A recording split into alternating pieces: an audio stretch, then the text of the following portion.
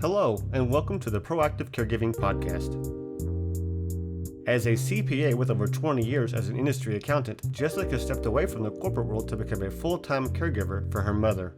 Having learned invaluable lessons along the way, she is now here to share those with you and to invite you to join her on this caregiver's journey. Here is your host, Jessica Cannon.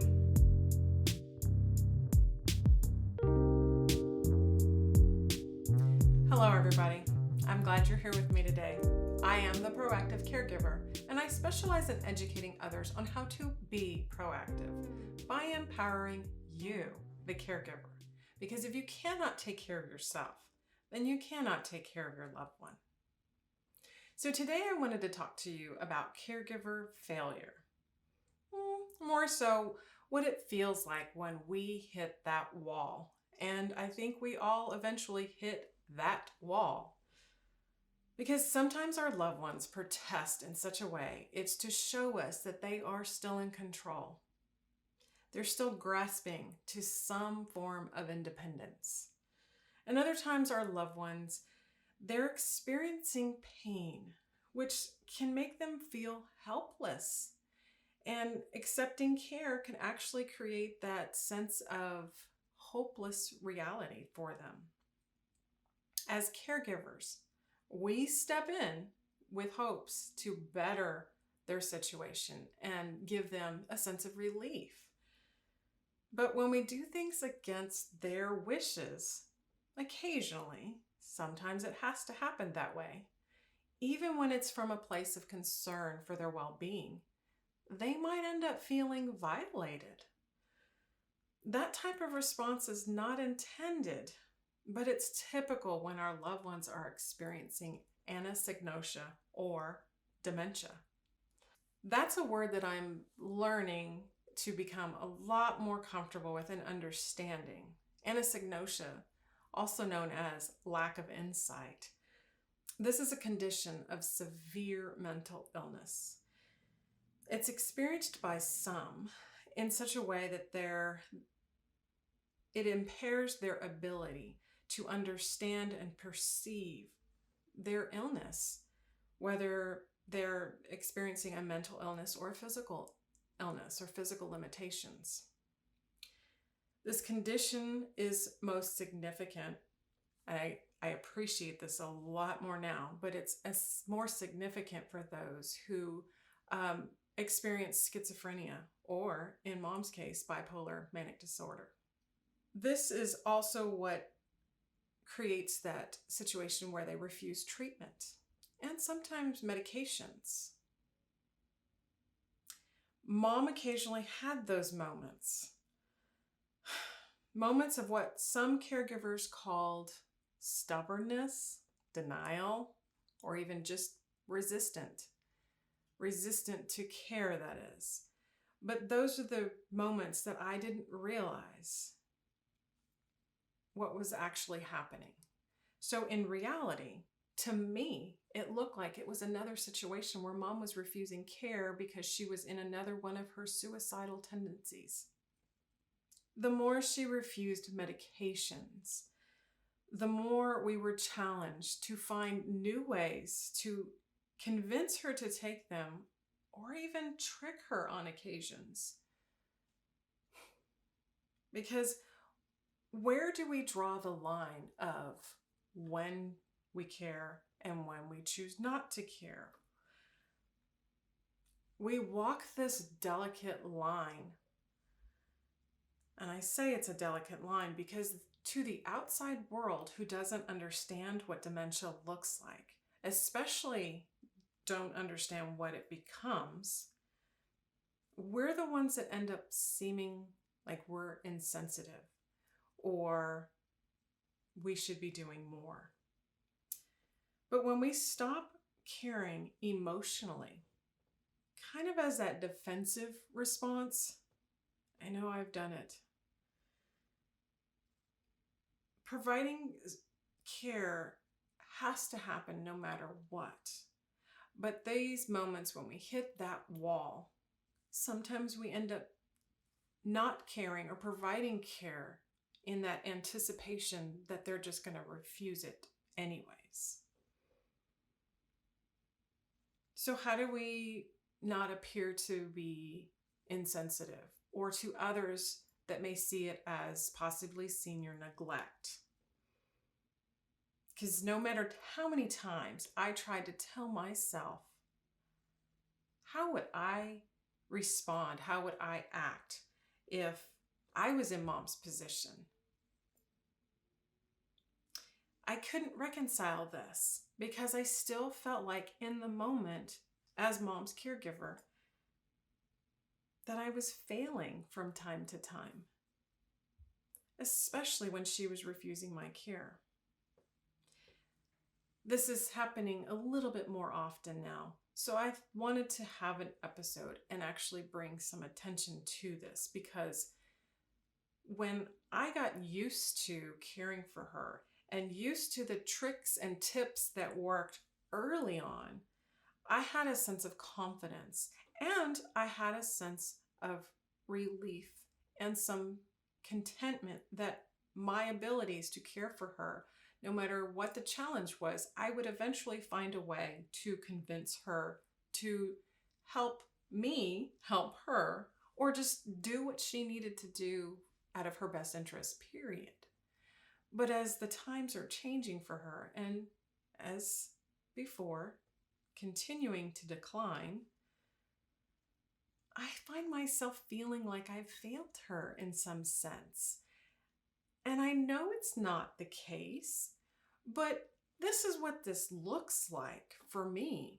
You might relate, especially if you start to understand the difference of all these inner parts that we have. Because I have my judgmental part.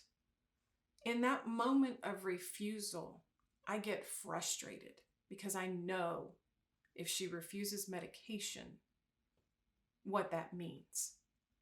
Heart medications, antidepressants, I know what those consequences are, even though she can no longer understand it for herself. So I get this frustrated moment, and this judgmental part of me says, you're dealing with this. You're doing it to yourself.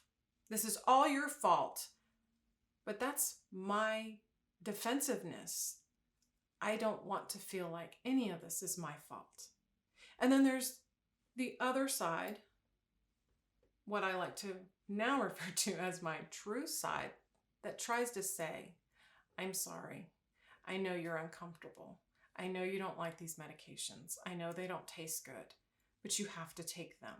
You still need these for your heart, or you still need these to be happy, because I can't say we're trying to control your mood swings, or at least I can, but I choose not to. So I get in between these situations, and in between them, in the middle, there's that inner critic that says, we did not do our job right. We have failed her. So what happens when your loved one starts to refuse care? Is your automatic response, I've failed her or him in some way? What happens when your loved one no longer understands the consequence of their actions, or the consequence of their lack of actions? What if they used to exercise, and in their case may be walking, to help with circulations, and then they decide they don't need it anymore. They don't need to walk. They don't want to walk. They don't want to have to put in the energy, exert any energy, any effort. So how do you convince them to do something they no longer want to do? It's very frustrating. What happens when they refuse to drink water? Now, we all know the importance of drinking water, especially when water is the best and fastest, easiest way to get some fluids in them to take their medications. They refuse it, and you are in this position where you have to accept it. They start having headaches, they're lightheaded, maybe a little dizzy, maybe they start experiencing constipation, there's a little irritability, and eventually, situations that I'm facing with mom, that constipation becomes more than just irritability. It's painful. It is something that keeps her up at night. It is something that's causing acid reflux. It's something that is adding to the nausea. And I'm just sitting back on my side of the room and I'm watching this because I know if you would just drink some water, if you would just get up and move around and get some circulation going, if you would just, whatever it is that I'm trying to get her to do. And it just seems like it's so simple to me, but it's such a big issue for her. Because I know by not taking those medications, she could possibly start experiencing strokes or worse. And even though she has assigned DNR, in my mind, I've kind of convinced myself what that means because I have this mental scenario that someday there's going to be an emergency, whether she has in my presence an actual heart attack or what we always go to, what if she falls and breaks her hip? That moment of calling emergency services and having to hand them her signed DNR, I've come to terms with that. I've accepted that. But when it's the day-to-day things and it's these little things that become these big issues in my mind and weigh heavy on me, just trying to get her drink some water, just trying to get her to take her medications, just trying to get her to get up and move around and get some circulation and avoid even further muscle atrophy. It's frustrating, especially when my mind goes back and forth between that judgmental self and the true self to fall in the middle of the inner critic. And I want fingers pointed elsewhere instead of feeling like it's me that's causing this. When I know logically it's not me. Emotionally it feels like me, that I have failed, and that I can no longer keep myself with my nose above water emotionally. I have fallen under because I know the consequences. And as the days go by, and how many days she's gone without bowel movement, how many days she's gone without sometimes nutrition because she's refusing to eat, how many days she's gone without her medication. Obvious consequences with that one. That's something I find difficult to feel comfortable in, difficult to watch, difficult to accept. I've done all that I can, and I just have to allow her to be. So giving her medications, we've learned that in the last ditch effort, if she won't take it with her water, if she won't drink it even with her morning coffee, if she won't have some other sort of lightly sugared juice in the evening, for example, one of her favorite beverages is Sprite. And her second one is ginger ale. And ironically, in a short amount of time, she has gone from not being able to remember things, whether it's day to day or 20 minutes to 5 minutes prior to a week or a month ago, to suddenly this daily effort of trying to get her to take medications and stay in a regular routine. She's learned Sprite, medication, Sprite, medication, Sprite, medication. It has created a routine. This is one of the reasons why we say for our loved ones who are challenged with the later stages of dementia, that routine is vital. It helps their memory. And ironically, it has helped her memory in a odd way, because having this much Sprite to make sure she takes medication has the adverse effect. So now her body is starting to retain fluids. And the fact that she is at the bottom of stage 3 and the top of stage 4 of kidney failure, this kind of sodium, which when I think of soda, I think of carbonation and sugar. But just by looking at the contents in this can of soda, the small ones, mind you, that it has 40 milligrams of sodium per can, and she might be getting 1 or 2 cans a day. Doesn't sound like a lot, but for someone who has congestive heart failure and is in kidney failure as well, that's a lot of sodium. So going through this idea and having to understand it's time to take away the soda. We need to withhold the soda. We need to withhold the fluids. We need to allow her body some time to get rid of the fluids that's already retaining. Because now we're stuck with, do we give her more medication? If you might have heard of furosemide or the brand name Lasix, which is a medication that helps to pull the fluids from you. Well, we've done this before, and right now she's in that delicate balance of helping her heart and the kidneys. So by helping the heart, pulling the fluids off of the excessive fluids off of her, it actually injures the kidneys. It dehydrates her. So we can't give her all this soda. So we stopped giving her soda for some time, but it was long enough that she realized, I'm not getting Sprite anymore. And if I'm not getting Sprite anymore, I'm not taking my medication. Now we're back to someone who is not of sound mind, who is of the mind of a child that wants to throw the tantrums because they're not getting what they want when they want. And I want to give in. So now I'm in that delicate position. How do I give in to give her what she wants, but also protect her at the same time? And so what does it feel like? It feels like failure, because I am stuck with the time period of acceptance for her journey's end. Am I going to give in? And by giving in to her, am I speeding up this time period to her? Now I ask that, but in my heart, I know when it's her time, it's her time. When God says, come home, she will go home.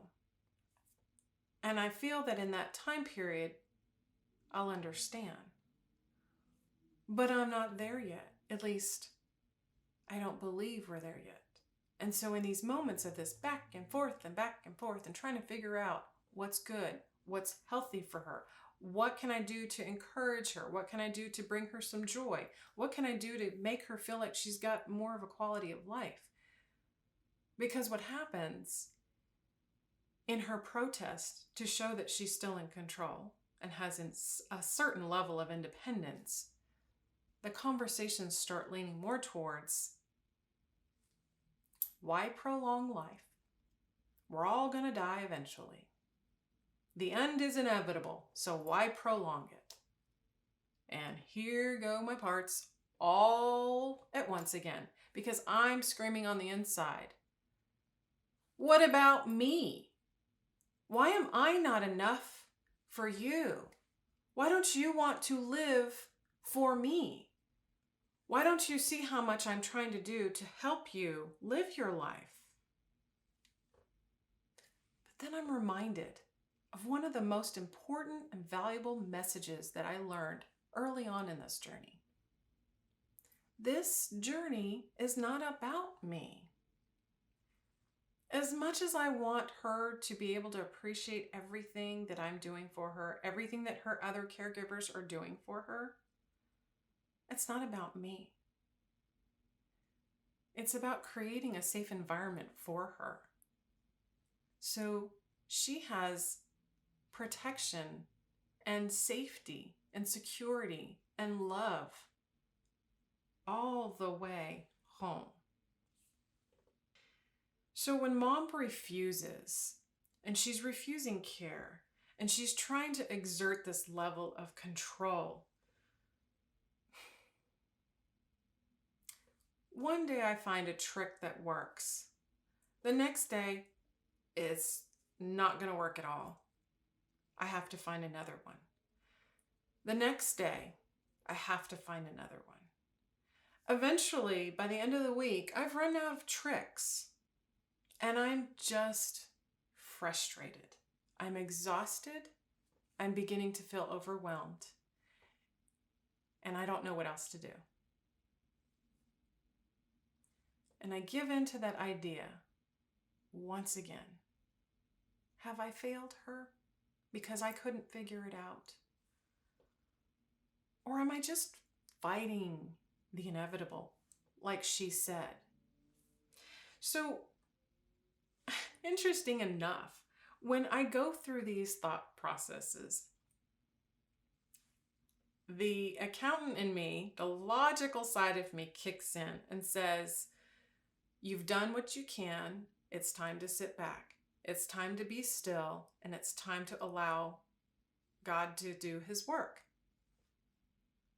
It is really hard to sit back and watch that and wonder. You go to a movie, you know it's going to be 2.5 hours. You know if you can hold your bathroom break long enough. But this movie of life doesn't have a time limit. So I'm in it for the long haul. And I will tell myself day in and day out, I'll be there to the very end till she takes her last breath, no matter what.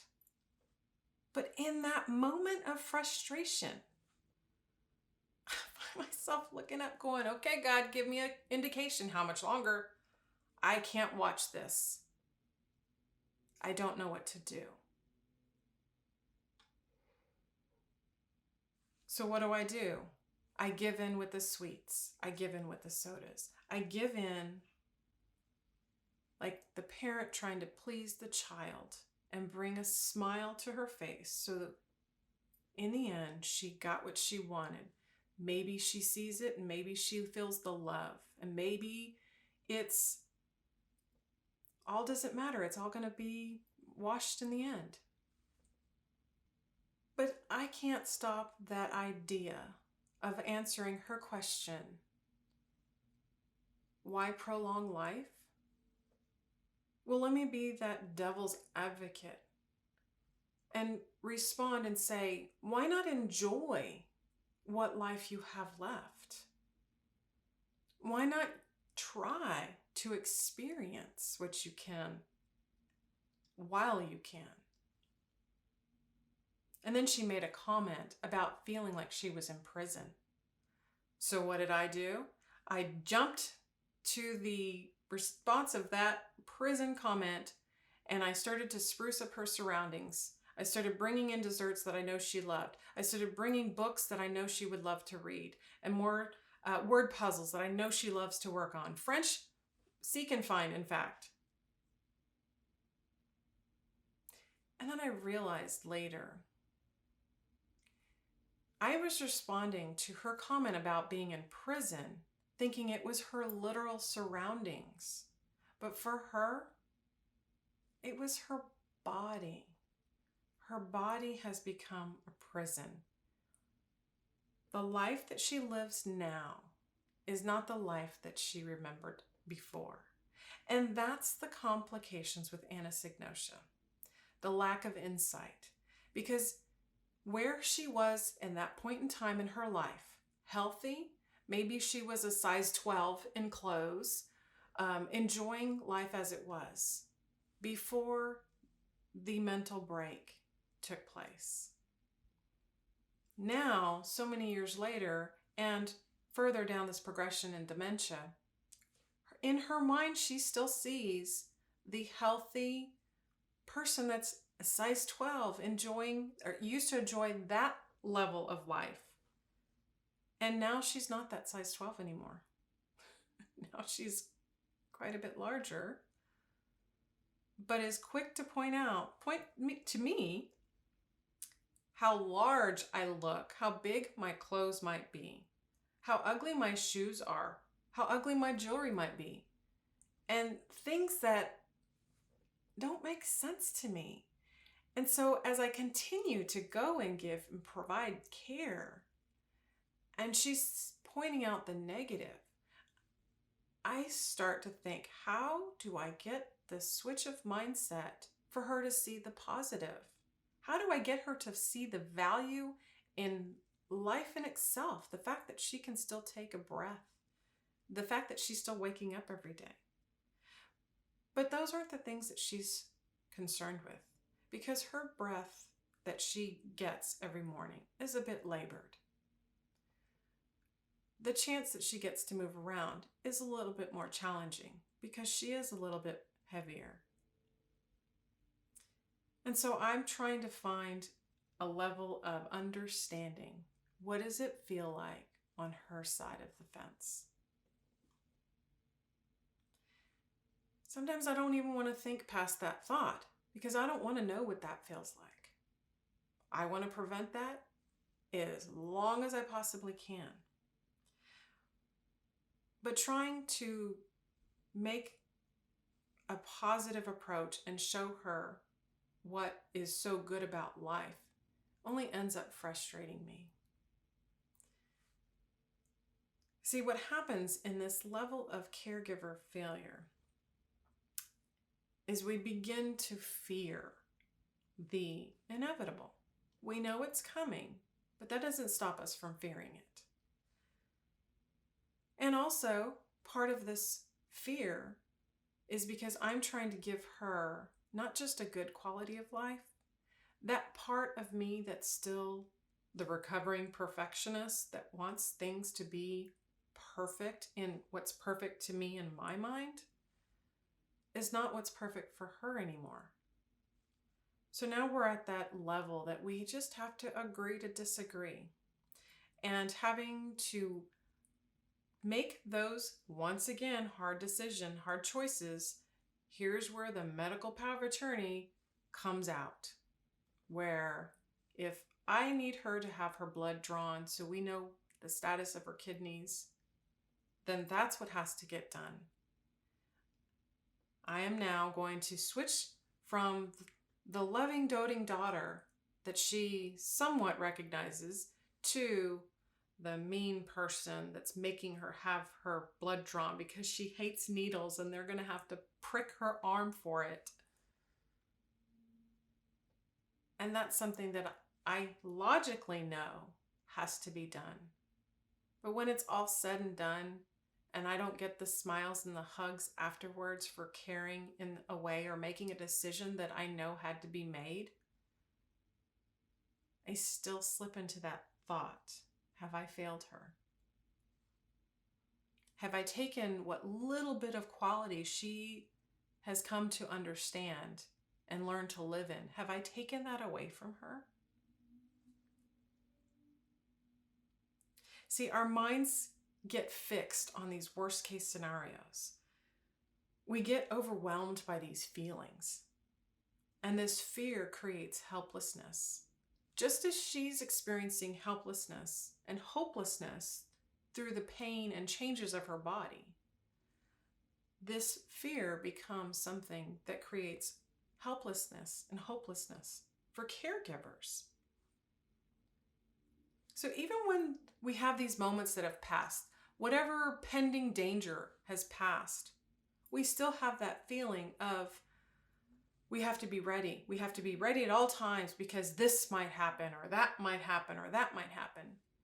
And there's no calming down. And reality gets blurred between the what ifs and what is. The problem with this back and forth is our bodies, our caregiver bodies, they will suffer. They suffer the symptoms because you will begin to feel palpitations, possibly, tremors, maybe even tense muscles. There are times when I visit mom for a couple of hours, and by the time I leave, I don't realize how tense I have become until I walk out of the doors and take that first cleansing breath, just like I survived another moment with her. And then I'm upset with myself for thinking that way.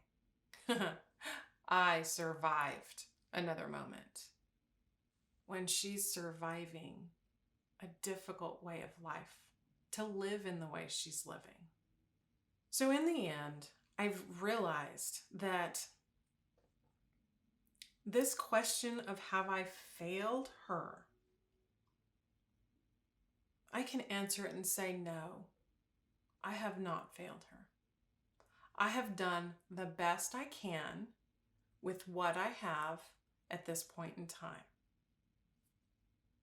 The reason I feel like I failed her is because when I stepped into this role in the beginning, I had expectations that this was going to be, dare I say, fun?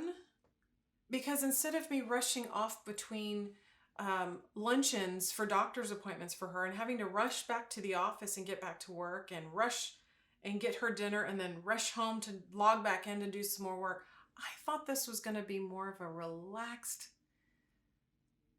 time together, that we were going to actually have some quality time.